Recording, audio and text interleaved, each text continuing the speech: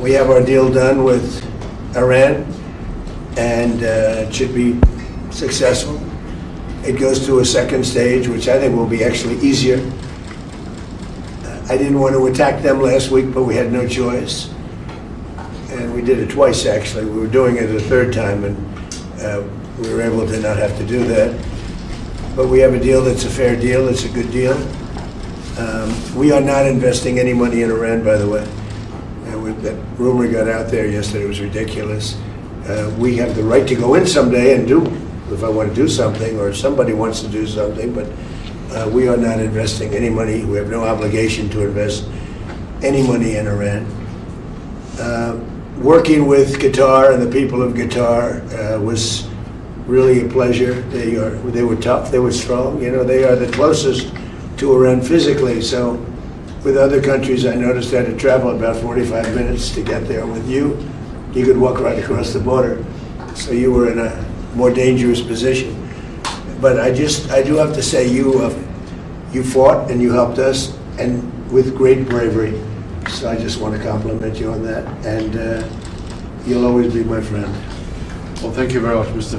President. It's always a pleasure seeing you. I want to thank you for your leadership in this very, very important and critical time in the Middle East. And I think, as you mentioned, Mr. President, this is a very important deal. There's still a lot of work to be done, but I think, with this momentum, if we continue like that, Mr. President, I think we can achieve and do great in the region. So it's going to be very important for the region, and very important also for Iran as well. So we are here to help whenever friends ask us to help. We're always here to help. Of course, also our bilateral relationship, Mr. President. Since your historic visit in Doha last year, our trade partnership is going to reach $1.2 trillion. Right. And this is huge, and we have a lot of great investments that we're very proud of as well in the U.S. and also American companies investing in Qatar. So overall, we are very, very proud and very happy about this relationship. And I want once again thank you very much for your leadership. I think it was a very critical time, but I think you took the right decision. Thank you. Thank you, Tamim. Qatar is going to be investing much more than $1 trillion in the United States. We have over 18. It's going to be 19.4 or so when it figures out. But we set a record. There's never been anything like it. No country in history has had that kind of investment. We'll be having almost $19.2 trillion invested in the United States. The record was 10 years ago from another country when it was hot. But we have the hottest country in the world right now.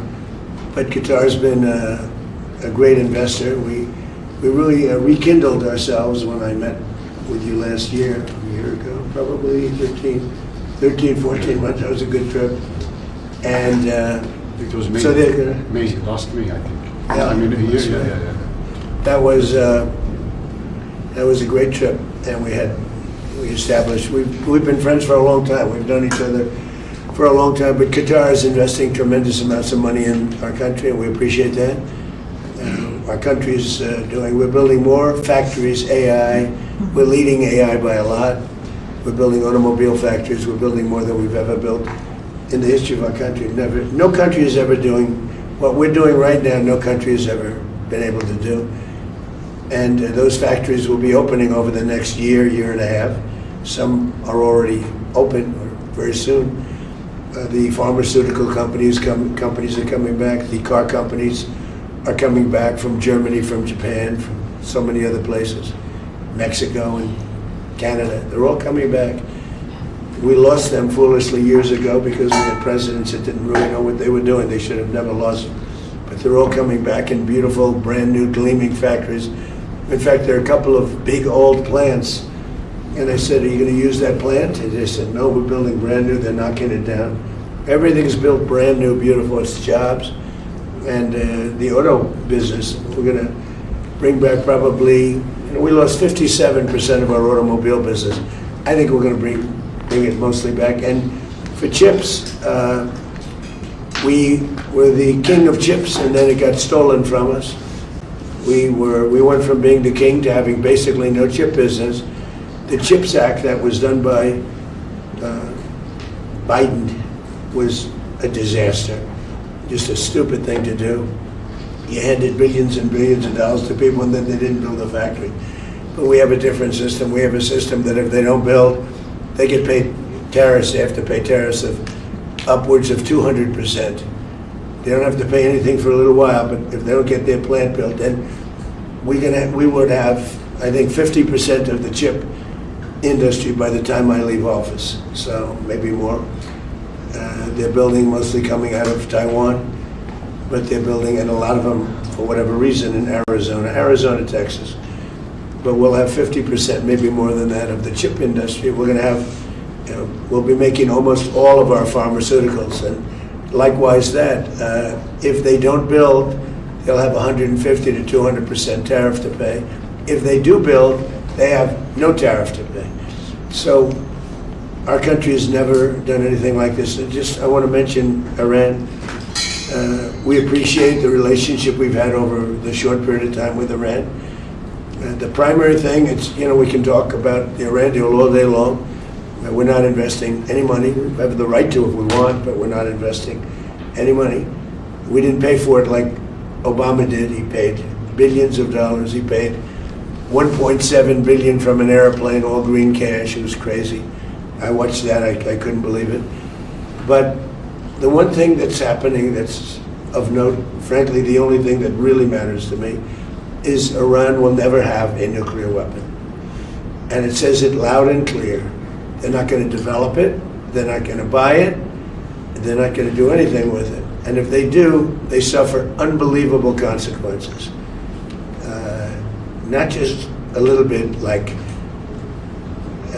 I won't even tell you the consequences, but the consequences are the ultimate consequences. And with that being said, I hope we have a very good relationship. But the biggest thing is they will not have a nuclear weapon. And that's the reason I got in, and that's the reason I agreed to sign. And we originally had, Marco was with me, and they originally wrote that we will not develop a nuclear weapon. I said, no, you're not going to develop it, you're not going to buy either. So we have, that took another couple of days of time. Everything was, it's ridiculous, but so we have, they will not develop, purchase, buy, or any other thing. They're not going to acquire a nuclear weapon. If they do, all hell will rain down on them. And they're not going to do that, Now, you talk about regime change. I never cared about regime change. It's never a part, but I guess you have regime change because you know better than anybody. The first group, they're all dead. The second group, they're dead. A part of the third group is gone. And we're dealing with people that I think are very rational people.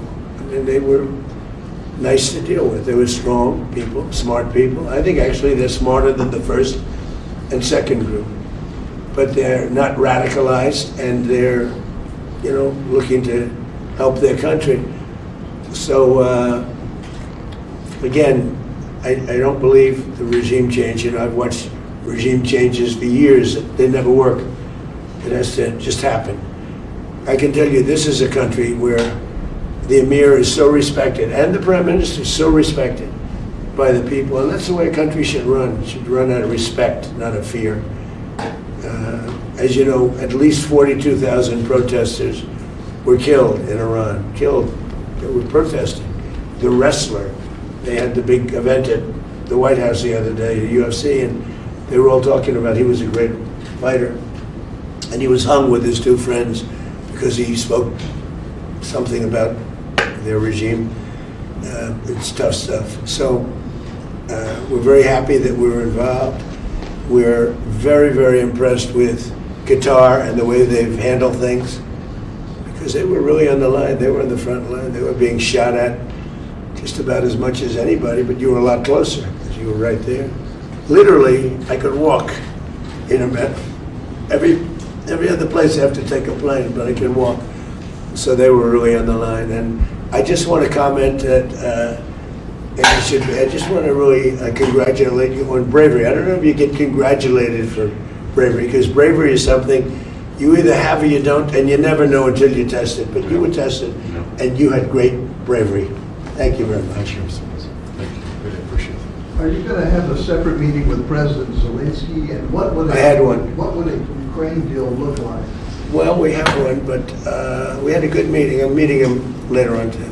We had a very good meeting. Look, Russia should make a deal. Russia's lost tremendous amounts of people, and so has Ukraine. Last month, they lost 35,000 soldiers between the two of them. Think of it. This is on a monthly basis. They average 25,000 people, mostly soldiers, young, beautiful people. And it's crazy what's going on there. But we had a meeting, and we'll see how. I spoke with President Putin on Sunday.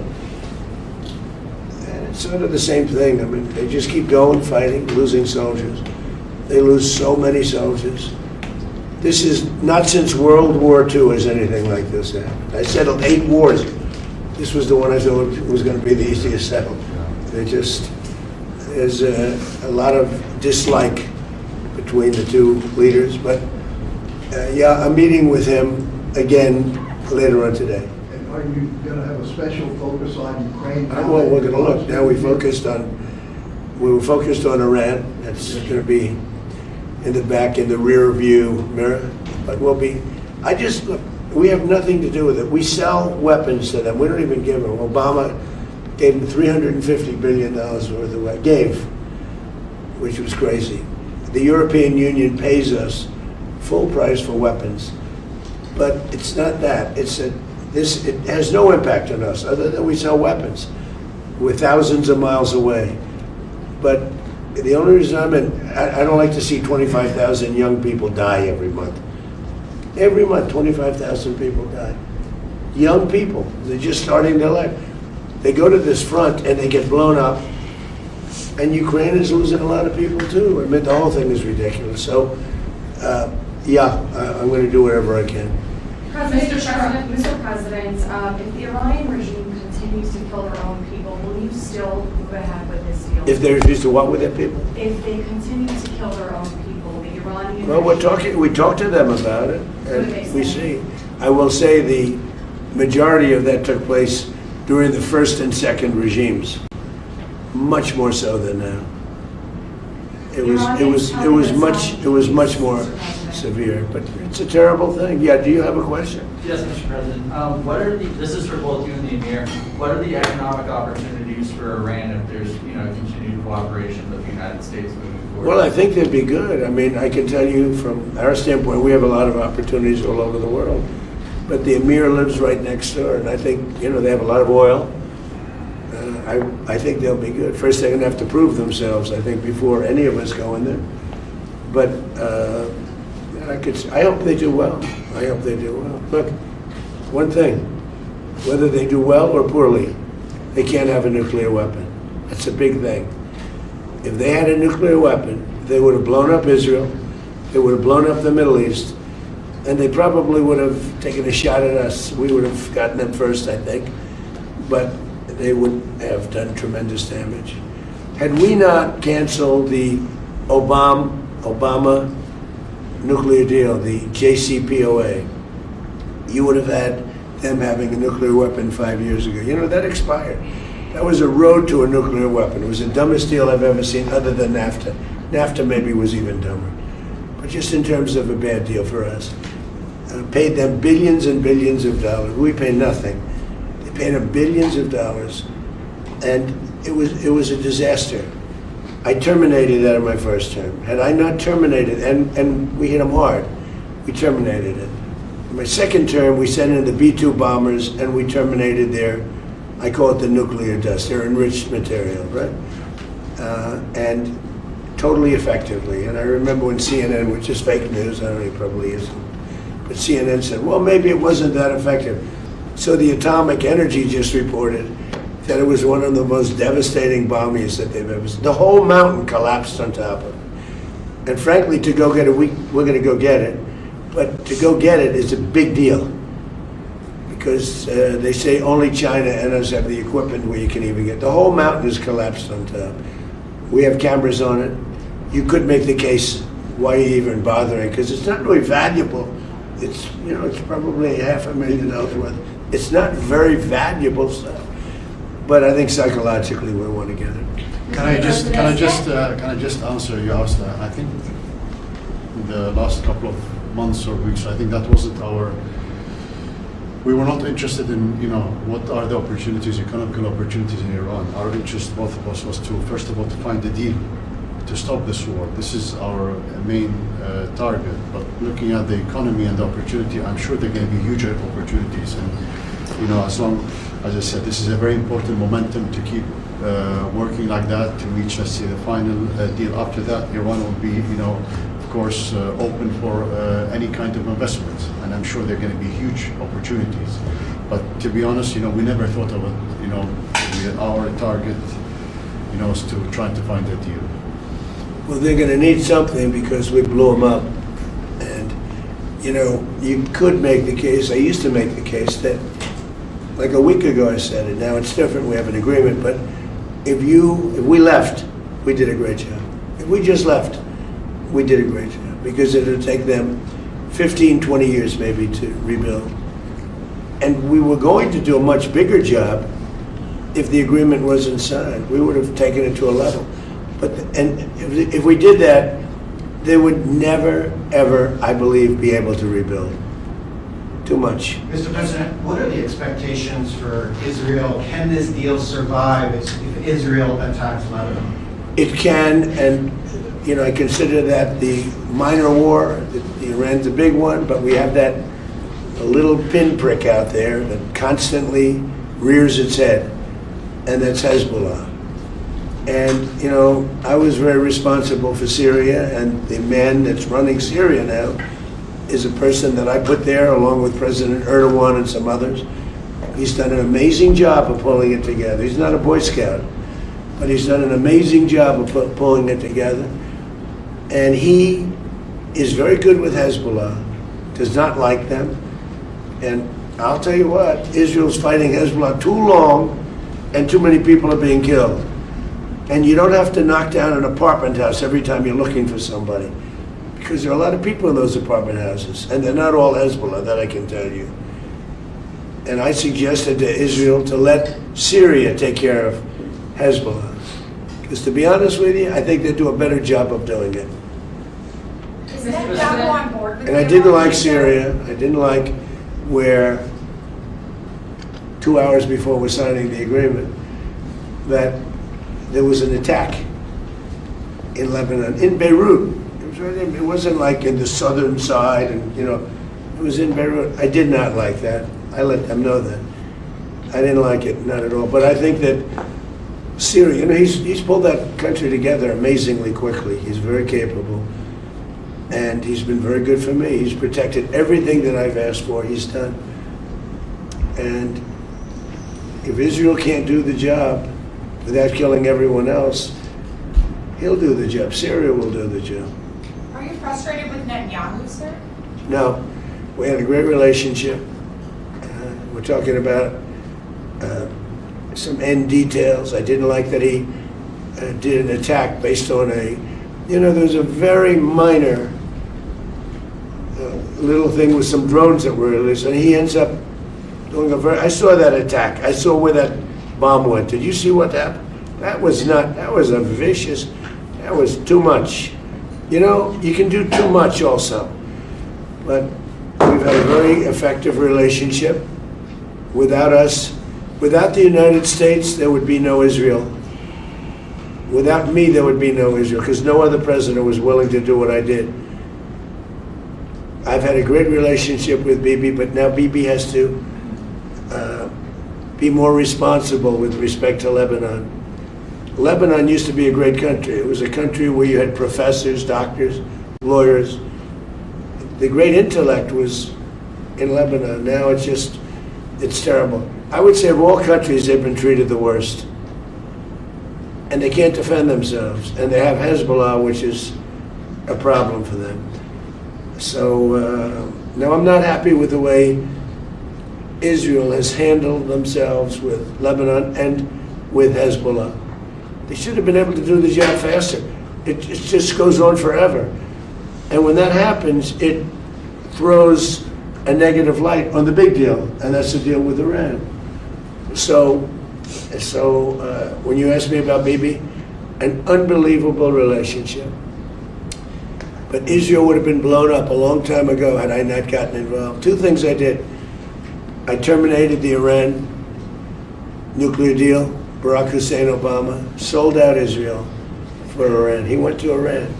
He sold them out. How anybody can vote for this guy or the party, the Democrats I call them, because they're dumb. They're dumb people. That's number one. How anybody can vote for them. And the second was the B-2 bombers, just totally destroyed. So they had the right, the JCPOA. I watch these politicians. I watched this Senator Reid that nobody ever heard of the other day. Well, this deal is the same as the deal with Barack Obama. No. This deal is a wall to a nuclear weapon. His deal was a road to a nuclear weapon.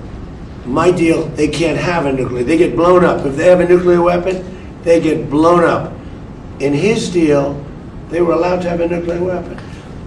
And in all fairness to Bibi, I remember very well, Bibi came to Washington and begged Obama not to make that deal. And Obama was on the side of Iran, not Israel. And he made the deal. That deal was a disaster. I terminated that deal. And if I didn't terminate, and was very tough after the termination, and if I didn't do that, Howard knows better than anybody, if I didn't terminate that deal, I believe that Israel wouldn't be here right now. And the second one was what we did with respect to the nuclear dust, as I call it, right? We blew it up. The mountain collapsed on top. It was, you can't get to it. And they were 2 weeks away from having a nuclear weapon. And if they had a nuclear weapon, they would have used it on Israel, and I hate to say it, and probably the rest of the Middle East, because they had all those missiles aimed at the Emir, at Saudi Arabia, at UAE, at Kuwait, at Bahrain. I mean, the biggest surprise in this whole thing, I didn't think you guys would, I thought he would aim at Israel, but he didn't aim at Israel, much less. He aimed at your countries. And actually that was a mistake for them, because it brought us, these countries, in particular the 5 countries, it brought us, I mean, he even hit Turkey once. I never understood it. Nobody's going to understand it. That's the problem. They're totally irrational people. And those people are now gone. And I think Iran has rational leadership now. Is Netanyahu But you wouldn't have, if it weren't for the United States of America, with me, because Obama was the opposite, Israel would not exist right now. Israel would have been blown off the face of the earth, 100%. And every smart person in Israel knows that. Okay, thank you very much, everybody. Thank you. Thank you.